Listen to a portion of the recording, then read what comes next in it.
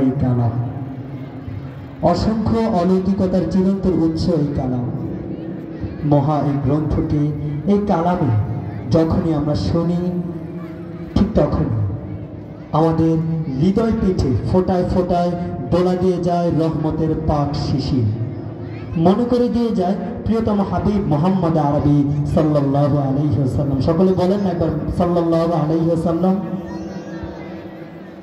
প্রিয় সুধী, আমরা রাসূল সাল্লাল্লাহু আলাইহি ওয়াসাল্লামের নাচ শুনব। তার পূর্বেই আমাদের কাছে আজকে এসে উপস্থিত হয়েছেন বাংলাদেশের জাতীয় শিশু কিশোর সাংস্কৃতিক সংগঠন ইজহার শিল্পী গোষ্ঠীর শিল্পীবৃন্দরা।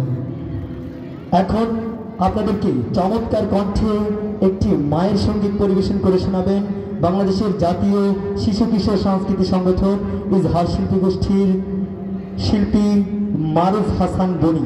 মঞ্চে আসছেন মারুফ হাসান বনি। সম্মানিত উপস্থিতি, আপনারা যারা এখন এদিক সেদিক দাঁড়িয়ে আছেন, ঘোরাফেরা করছেন, দয়া করিয়া মঞ্চে চলে আসুন, দয়া করিয়া মঞ্চে চলে আসুন। আর মহিলাদের জন্য ওয়াজ শোনার সুব্যবস্থা আছে আমাদের প্যান্ডেলের পূর্ব পাশে, এখানে সুন্দর করে ব্যবস্থা আছে। দয়া করিয়া মা বোনেরা যারা আছেন তারা পূর্ব পাশে চলে যান।